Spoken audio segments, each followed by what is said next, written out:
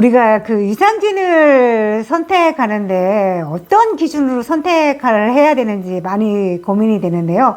저는 여러 번을 하다 보니까 저만의 이제 기준으로 선택을 하는데 그때마다 이제 조금 다르더라고요. 그래서 요거에 대해서 얘기를 해볼까 해요. 저희 아이들이 그 태어나고 나서 6개월 후에 그 수리를 하고 이사를 했다고 말씀을 드렸었는데, 그 전에 저희 아이들이 여름생이에요. 그해 여름에 되게 많이 더웠었고, 로타바이러스가 유행이었었는데, 두 아이들이 로타바이러스에 감염이 돼서 일주일 동안 입원을 했었어요.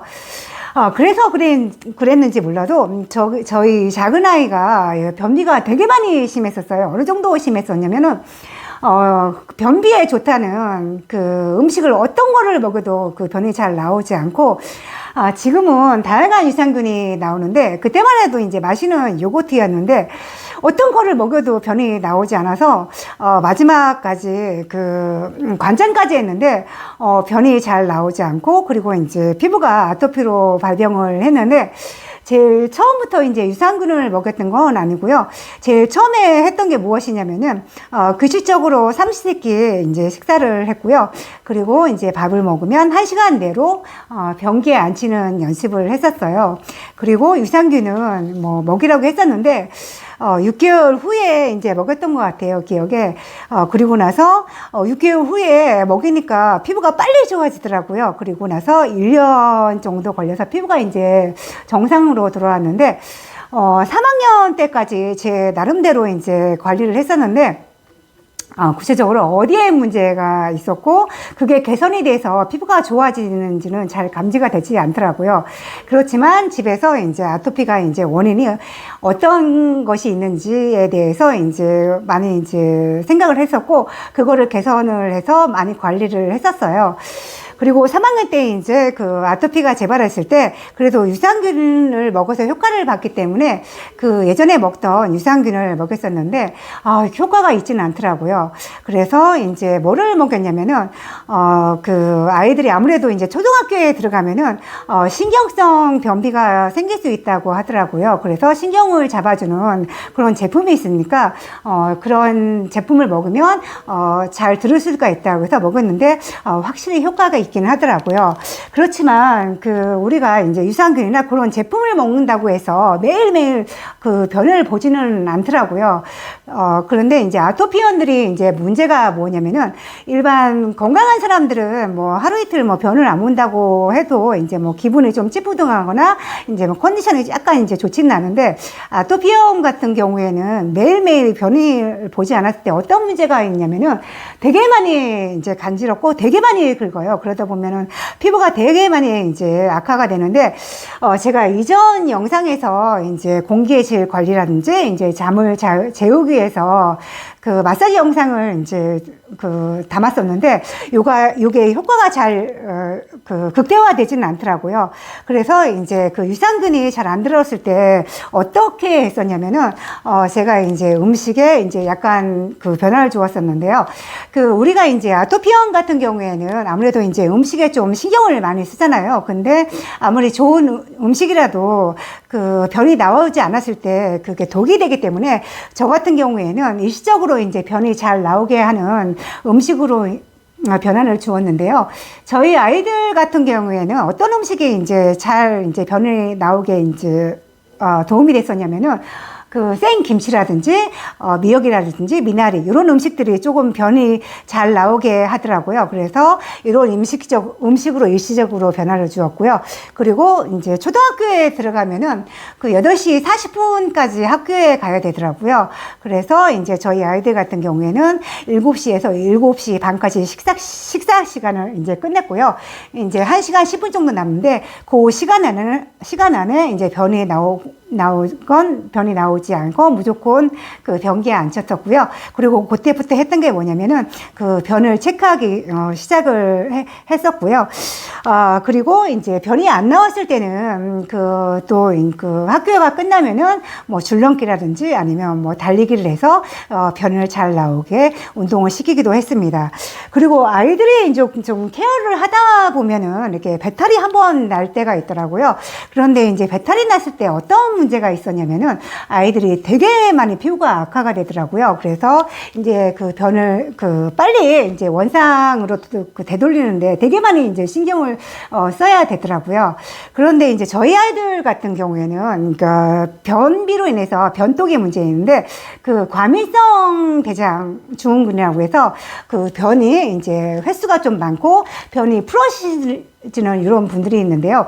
이런 분들이 어떤 문제가 있냐면은 이제 변을 많이 보다 보면은 체력이 되게 많이 저하가 돼요. 그러다 보면은 그 피부가 되게 많이 악화가 되거나 아니면은 그 피부가 재발하는 문제가 있는데 이럴 때 이제 유산균을 어떻게 이제 선택을 해야 되냐면은 우리가 이제 그 장에는 수많은 이제 미생물이 있잖아요. 근데 어떤 미생물에 의해서 이제 그 변에 문제가 생기는지 모르잖아요. 그렇기 때문에 모르고, 그리고 이제 유산균 회사들이 어떤 그 미생물 중심으로 해서 그 유산균을 만드는지를 모르기 때문에 그 유튜브에 보면은 약사님들이 그 변비나 아니면 과민성 대장 증후군에 그 추천하는 그 유산균 제품이 있어요. 이런 제품을 주문을 해서 7일에서 10일 정도 이제 복용을 해서 변비 환자들은요, 변의 그 양이 좀 늘어야 되고요. 그리고 과민성 대장인 분들은 변의 횟수가 좀 줄어야 되더라고요. 저희 아이들 같은 경우에는요, 변의 양이 늘고, 그리고 건강해지면서 그 바나나 모양으로 변이 일정하게 늘면서 피부가 금방 좋아지더라고요. 이렇게 변의 중심으로 해서 유산균을 선택을 하면 별 무리가 없을 것 같아요. 이렇게 해서 저희 아이들이 초등학교 때 이제 피부가 이제 정상으로 돌아오면서 그 유산균을 이제 둘 다 이제 계속 먹였었는데, 고등학교에 가면서 이제 큰아이가 어느 날은 그 소화가 안 된다고 그러더라고요.